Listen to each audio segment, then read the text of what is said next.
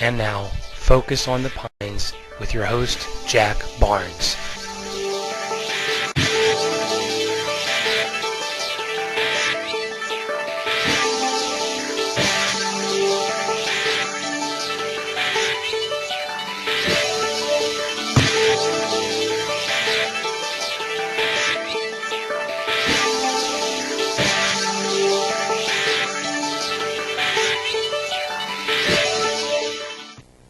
Hi, I'm Jack Barnes, and welcome to Focus on the Pines, where we bring you news, views, and interesting people from in and around Ocean Pines. This May, the Ocean Pines Quilters by the Sea celebrates their 25th anniversary. As an organization, it's been devoted to the art of quilting. Our guest today is Joanne Massey, president of Quilters by the Sea. And Joanne, welcome to Focus on the Pines. Well, thank you very much. Thanks for inviting me. Well, it's great to have you here. Before we get into the quilts, tell our viewers a little bit about the Quilters by the Sea, the organization, and its membership. Okay, Quilters by the Sea was formed in 1984. There was actually a quilt shop in Ocean City at that time called the Ark and the Dove, and they decided that it was time to do a celebration quilt, and it just happened to be Maryland's 350th anniversary. No kidding. So what they did was they designed a block, and they sent this block to quilt groups all over the country, asking each one to make a block to send back to Maryland. And when the blocks started coming in, that gave the owners an opportunity to say, why don't we start a quilt guild here? And so that's the genesis of Quilters by the Sea. That's how they got started. Now, how many members do you have in Quilters by the Sea? Right now we have 76 members, 2 honorary members. Is it all Ocean Pines, or is it open to anyone in the area that's interested? No, it's open to anybody in the area. In fact, we have some people from Delaware, from Fenwick, from Berlin, of course, which is very local. So it's open to anyone who's interested. We welcome anyone. Now, I think today we probably focus somewhat on the aesthetics of quilts, but in days gone by, I think quilting was more a matter of necessity, was it not? It absolutely was. In fact, looking back historically, one of our quilters, Nancy Velasco, did a wonderful research paper last year, which was published, about the origins of quilting. And actually, the first sign of quilting was done by the Egyptians in 3400 BC. Wow, it goes back a ways. There's a little ivory statue in a British museum that shows a pharaoh, and his clothing is a quilted garment. So that was the earliest one. And then we move along to the Crusades. They wore quilted garments to protect them from the chainmail that they wore, the armor that they wore. And then moving right along up into the 20th century, quilting, well, especially during the Depression era, quilting was really a matter of necessity. Women would take their aprons, they would take their clothing, any scrap they could find to make what they called the soft covers, the comforts for really hard times. It was kind of a way, I guess, for a woman in the Depression area to express her creativity, but also make something very practical for the family. Absolutely. At that time, it needed to be useful, not just decorative. But today, we have a lot more choice. I mean, things have really changed for people. Of course, with this economy, we might be going back to making some more soft covers. We could. I had read that in the early days of quilting in Europe, quilts initially were actually used as an undergarment, and they had a silk outer covering. So I guess it was a very practical use at some point. To keep them warm. Their homes weren't as heated as ours are. Like you'll find quilted petticoats and things of that nature. You're right. Undergarments plus outer garments too. Jackets, things of that nature. There was another interesting little segment I picked up in the United States. There was a point in time where I guess feed sacks, the old burlap feed sack, suddenly, because of the invention of the sewing machine, became in use in multiple areas because they could sew a stitch that wouldn't bust open. And so there were a lot of feed sacks available, and I guess some of the women said, hey, we can use these old feed sacks and make a quilt. Absolutely. And once the manufacturers of these feed sacks realized what women were doing, they tried even harder to make them attractive. Is that something right? that they could use, yes, for clothing or aprons and things of that nature. In fact, the sewing machine made a big difference. That was back in the 1800s. It was invented in the 1840s, and that really gave people a lot more the tools that they needed to work more quickly with with quilts and making quilts. And manufactured fabric also came along at that time, because before, the colonial women, they had to spin their yarn, they had to make their fabric. They didn't have the luxury of time to do what we do today. I also saw a little closer to home, a lot of people don't realize the Eastern Shore was part of the Underground Railway. Yes. And there was some rumor, and again, it's, I guess, up for debate, that quilts were actually used to help signal the slaves, who, of course, weren't able to read or write, and they were hung out and they could see code on the quilts. Right. Is that ever? That certainly is in the literature, and like you say, we're not sure it really, was meant to be that way. But there are evidences, and people can certainly interpret a quilt in that way. Like it was a safe house, there'd be a certain symbol, like a heart or a cross or something, that would indicate that the people there, would help people with the Underground Railroad and such. Sure, which certainly makes for a fascinating sort of folklore, if nothing else. Absolutely, great stories. Now, you have been kind enough to bring some quilts with you today. I have. And there's, I guess, different types of ways to construct a quilt, and there's different sizes, obviously. I'll sort of let you show our viewers a couple of the styles of quilts. All right, if I could just first, for people who aren't familiar with what a quilt is, a quilt, just think of a quilt as like a sandwich. You have your bread, your two pieces of fabric, and then in between you have something softer, what we call a batting. So that's the essence of a quilt, the three parts. Okay. And all quilts are like that. They have obviously we call them a top, and then a batting to give it a little bit of insulation or body, warmth, and then they got to hold that in, and they use a backing. That's correct, exactly. I'm not sure I'm ready for quilting by the sea yet, but at least I know a little more than I did well a minute on ago. your way, Jack. This is a quilt, an example of one that we make for on Volunteer Day. Our Quilt Guild meets the first Wednesday of every month. People come to create quilts for charity. This is one that we've done for children. We give a lot of quilts to the Children's Beach House, Believe in Tomorrow, and this is just an example of one that's been pieced. All this fabric is cut and sewn together into blocks and then pieced into a quilt. Now, Joanne, how big are, when you say a block, I see multiple designs, fabric designs. Are they different fabrics made into one block? That's correct. That's correct. Quilts, the basic structure of a quilt nowadays is from a block. I see. Typically. Now, these are called lap quilts or wall quilts, and they're usually about 3 feet by 4 feet, something like that. So this will be going. This still needs to be tied. This one is just sewn together. We have the top, the batting, and then the backing, and then we will tie this together. Okay. Now, when you say tie to a novice like myself, what does that mean when you say you're going to tie it? Okay, can I show you an example of one? Look forward to it. All right. Here's a quilt that we made for, this will be going to a man, and this one is done with I can see why it's a man's quilt. It's a man's quilt, right. This one is done with a panel of ducks, and then these borders will put around the quilt, and the backing matches the border, which is a nice effect. And then if you can see these ties right here. Oh, I see. It's like little threads coming out. That's right. So they come up from the back, tie, and then that becomes decorative, plus it holds the quilt together.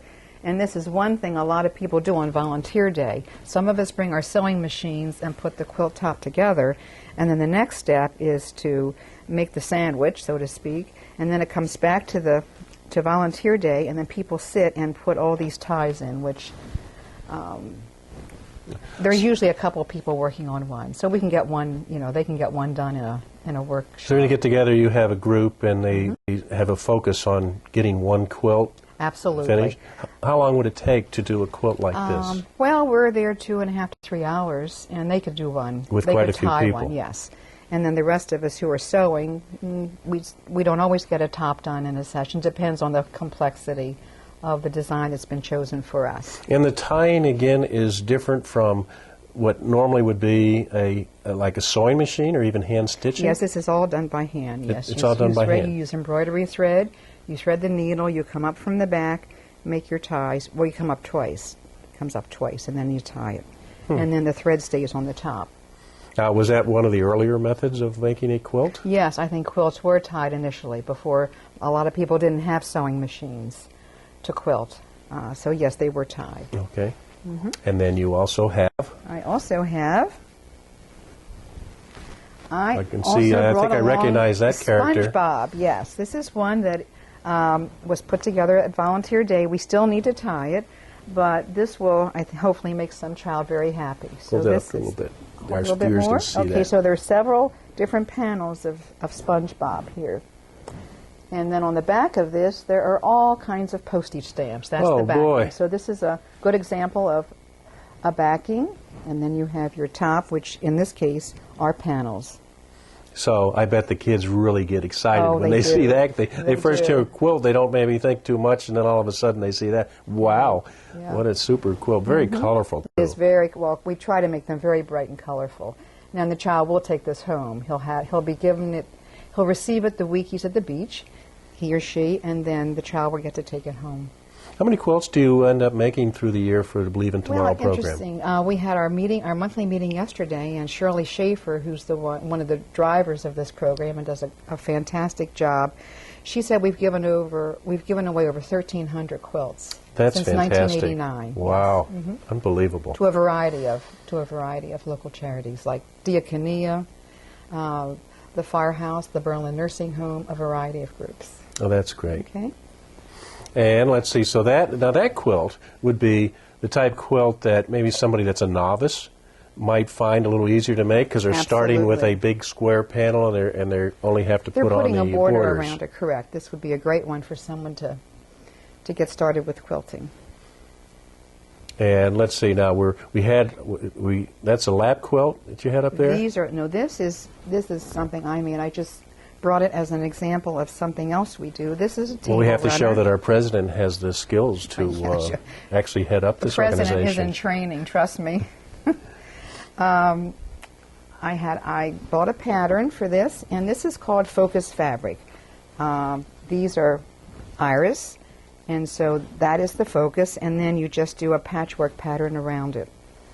So you This actually is- purchase the flower pattern. I purchased, yes. That comes a as one certain piece of yardage, fabric. correct. And then I bought 3 other fabrics. I bought the blue and the pink and this Well, it's a very pretty crazy design. fabric, isn't that? Yes, I it is. really like the colors. Beautiful colors.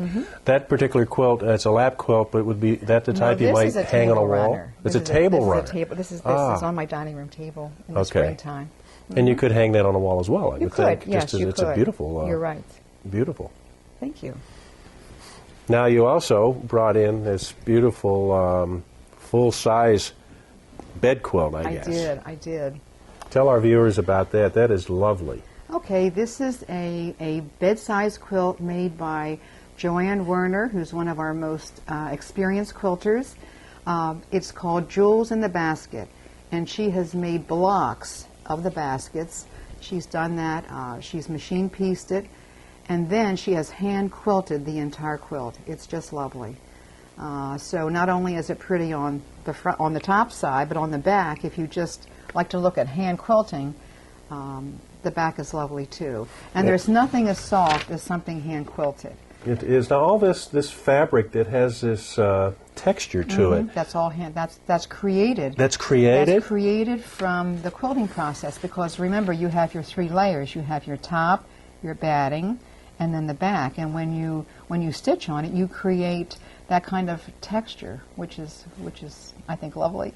Now, it is lovely, but I have to also ask, how long would it take to do a quilt like that for an individual? Oh, so many hundreds of hours. I can believe it. We don't keep timesheets. We just enjoy it, but a lot of time. And this is washable. Joanne has washed this. So with care, you can easily take care of your quilt. Well, that's certainly a beautiful quilt. It is. Now, it is tell our viewers a little bit, Joanne, what would you say is the biggest, for somebody new, the biggest challenge of quilting?